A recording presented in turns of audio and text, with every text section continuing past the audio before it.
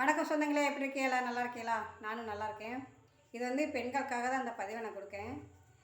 காலையில் 5 மணிக்கு எழுந்திரிச்சி சமையல் பண்ணி பிள்ளைகளை ஸ்கூலுக்கு அனுப்பிட்டு கொஞ்சம் நேரம் ரெஸ்ட் எடுக்கலாம் பண்ணி பார்த்தா அப்போ தான் சோப் போட்டு பாத்திரத்தை கழுவிட்டு வீடு வாசல்லாம் ஒதுங்க வச்சு கூட்டிட்டு மறுபடியும் நம்மளுக்கு வீட்டில் பீடி சுற்றிட்டு மறுபடியும் வேலை இருக்கும். மத்தியானத்துக்கு மேலே ஒரு 2 மணிக்கு மேலே பாப்பா வந்துடுவா. அவளுக்கு ஏதாச்சும் ஸ்நாக்ஸ் செஞ்சு வைக்கணும்னு அவளுக்கு செஞ்சு வச்சுட்டு மறுபடியும் வேலை நைட்டு 10 மணி வரைக்கும் ஓயாத ஒரு வேலை இருக்கும்.